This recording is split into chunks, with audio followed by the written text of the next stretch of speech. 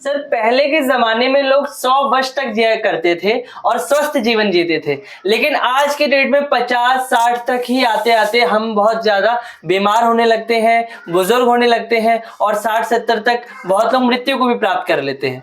लेकिन पहले ऐसा क्या था जो आज नहीं है? क्या परिवर्तन आए हैं और क्यों पुराने जमाने से हम चीजें भूलते जाकर आज नए जमाने में कुछ ऐसी चीजें अपना रहे हैं जिससे हम इस सिचुएशन में पहुंच चुके हैं?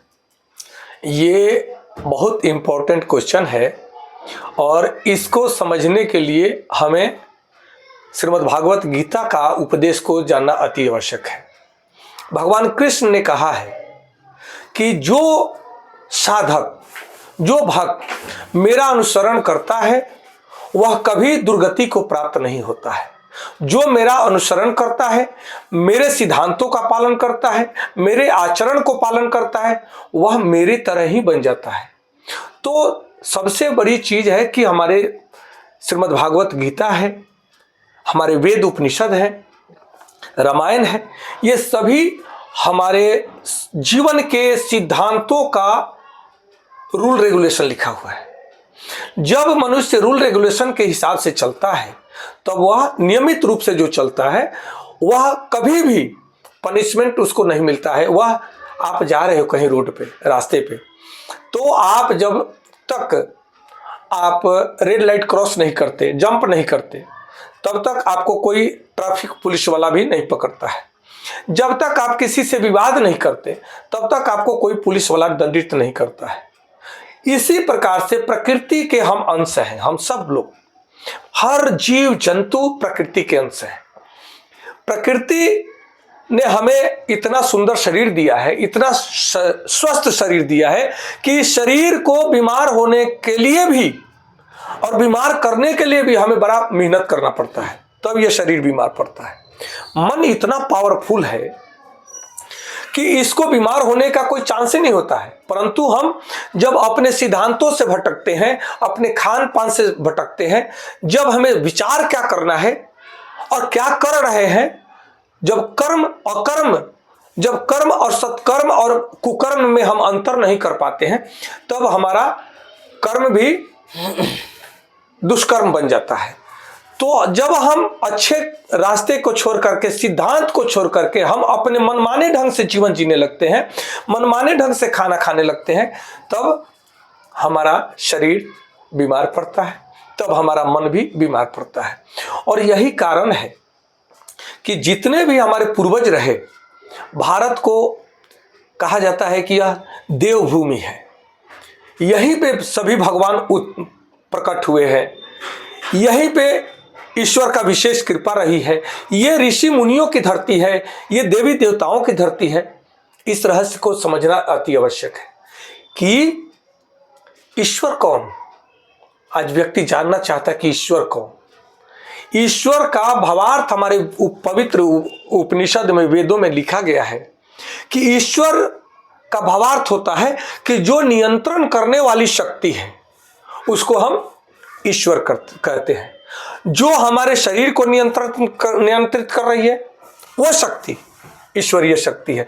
वही शक्ति बृहद रूप में ब्रह्मांड को नियंत्रित करती है, प्रकृति को नियंत्रित करती है, संपूर्ण सृष्टि को नियंत्रित करती है। वही कहते हैं व्यष्टि से समष्टि है।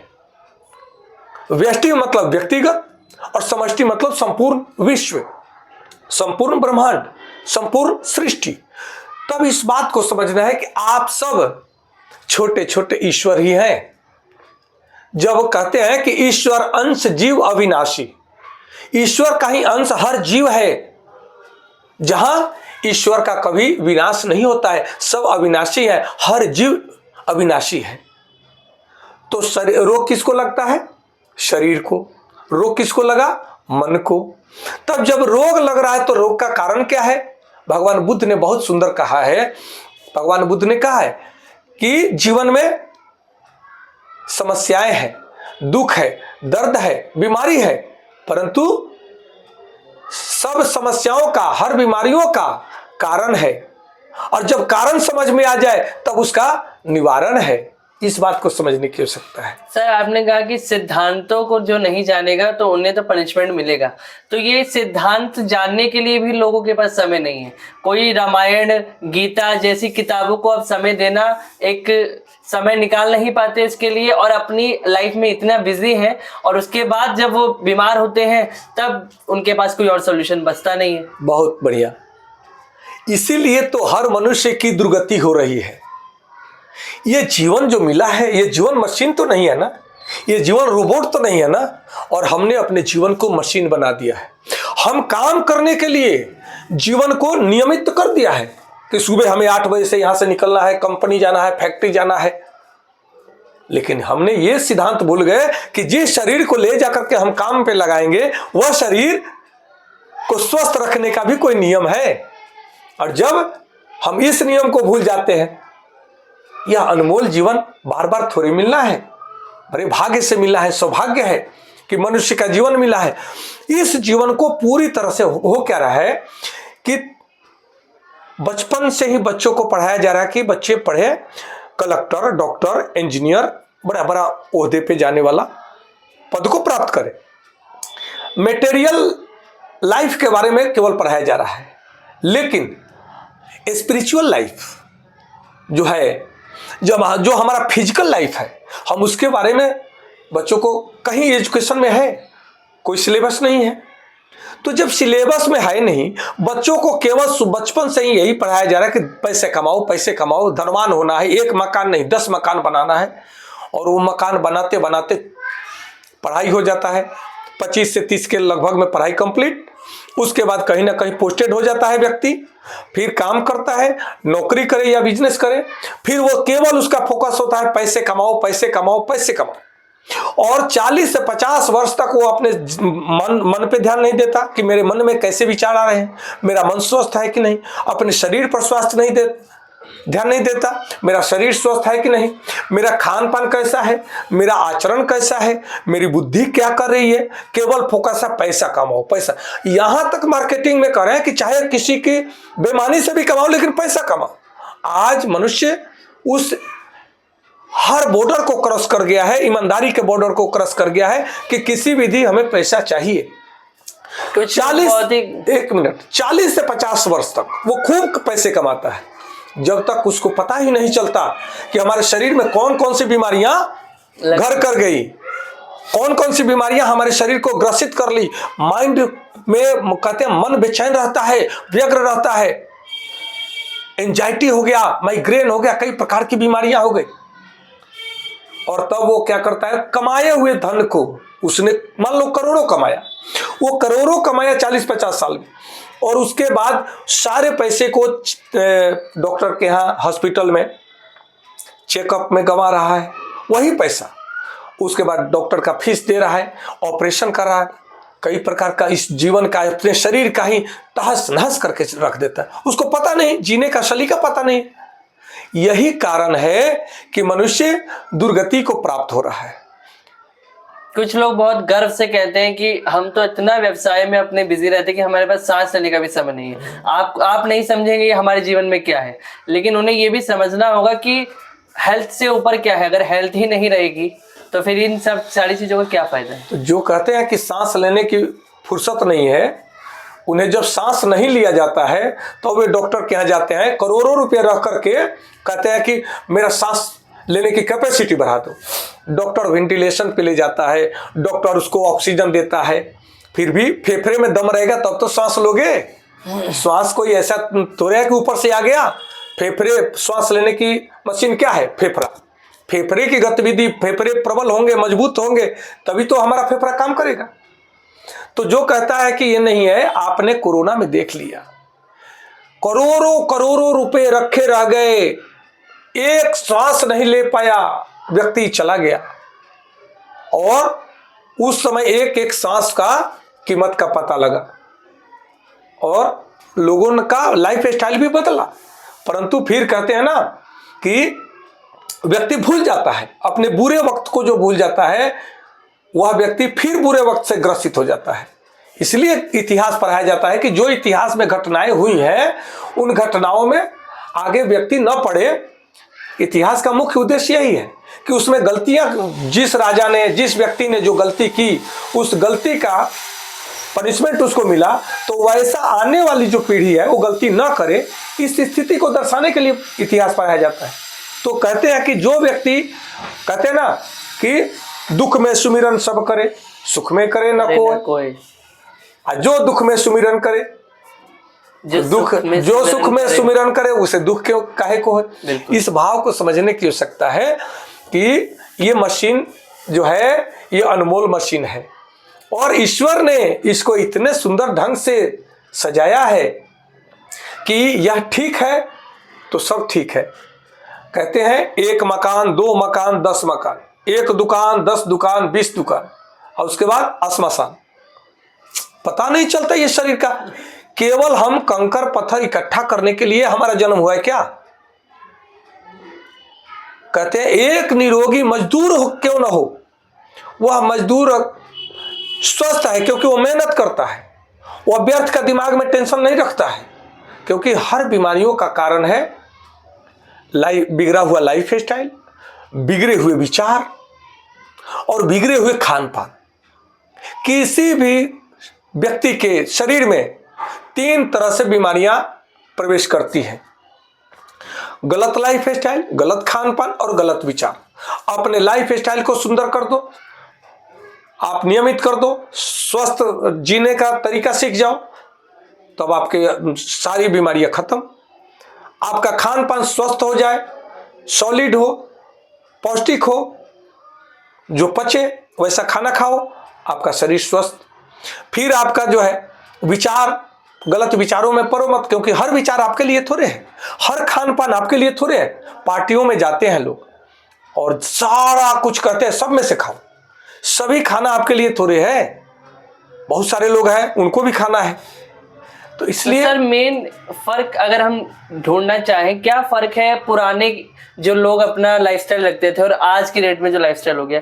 क्यों उनकी उम्र 100-200 वर्ष तक चली जाया करती थी और आज 50-60 एक एवरेज लाइफ एक्सपेक्टेंसी हो चुकी है? इसका कोई डॉक्टर नहीं बताएगा, और विज्ञान के भी पास जाओगे तो विज्ञान इस पर रिसर्च नहीं कर रहा है। विज्ञान आज जो काम कर रहा है केवल संसाधनों को जुटाने का कार्य कर रहा है, मिसाइल बनाने का अधिकांशतः कार्य हो रहा है, लेकिन शरीर को स्वस्थ रखने के लिए इस पर कार्य हो भी रहा है, लेकिन ये जो जन जन तक पहुंचना चाहिए जन जन तक नहीं पहुंच रहा है। जो पहले लोग कहते थे ना, ईमानदारी का एक बहुत बड़ा रहस्य है। ईमानदारी का रोटी अगर खाया जाए, नमक रोटी भी खाए व्यक्ति, तो उसकी मसल शक्तिशाली होते हैं, उसका शरीर शक्तिशाली होता है, निरोगी होता है। क्योंकि पहले का सिद्धांत था बुजुर्ग लोगों का कि मस्तिष्क को ठंडा रखो, पेट को नरम रखो और तलवा को गर्म रखो। जिसका तलवा ठंडा हो समझ लो कि उसकी मौत आ रही है। आज क्या हो रहा है? आज उल्टा हो गया है, तलवा ठंडा, पेट गरम और दिमाग गरम। एसी में सोते हैं और बिल आ गया 10,000 का, 20,000 का। सोया है एसी में, शरीर को तो ठंडा कर रहा है एसी, लेकिन दिमाग गर्म है क्योंकि बिल ज्यादा आ गया, टेंशन हो गया। पहले के लोग कहते थे चरपाई पे सोएंगे, तख्त पे सोएंगे, ऐसा सोते थे कि सुबह आराम से नींद टूटता था। अब तो सोने के लिए भी दवा खाना पड़ता है, क्योंकि माइंड कंसंट्रेट नहीं है, इधर उधर के व्यर्थ के विचारों में पड़े हैं। आपके पास एक गाड़ी है, आपके दोस्त ने ले लिया बड़ी गाड़ी, या 2 गाड़ी कर लिया, 2 मकान कर लिया, अब आपका नींद हराम हो गया। आज ये भागदौड़ जो हो रही है, केवल हम उससे आगे, हम उससे आगे। अरे ये जीवन आगे के लिए नहीं है। जीवन में एक ध्यान रखना, जो धीरे चलता है कछुआ के चाल में, वह लंबा चलता है। जितना कम टेंशन रखोगे, जितना कम बोझ लेकर जो व्यक्ति चलता है, वो दूर तक का सफर तय करता है, और जो ज्यादा बोझ लेकर के चलता है वह बहुत जल्दी थक जाता है। वही है व्यर्थ का टेंशन, तनाव, व्यर्थ के इतने काम फैला देते हैं, सबका मुनाफा चाहते हैं हम ये करें। आज क्या हो रहा है कि हम केवल बाहरी दिखावे पे मर रहे हैं। आप विचार करें, 20 लाख रुपए कमाने के लिए एक साधारण व्यक्ति को शायद 10 साल टाइम लगेगा। अगर वो बचाएगा तो 2 लाख रुपए साल का बचे तो वो बचे, परंतु वो एक दिन में 10 घंटे में 20 लाख रुपया फूंक देता है दिखावा करने में। वैसा दिखावा किस काम का? उसे देखने वाले, खाने पीने वाले आए, देखे, चले गए और उसका 20 लाख चला गया। जीवन इसी में चल रहा है ना। जितने संत, ऋषि, महर्षि, जितने बड़े ज्ञानी, बुद्धिमान, सद्गुरु बार बार कहते हैं, जो कमाओ उतने में संतुष्ट रहो, जितना भी कमाओ उसमें संतुष्ट रहो और किसी भी प्रकार के परेशानी में मत पड़ो।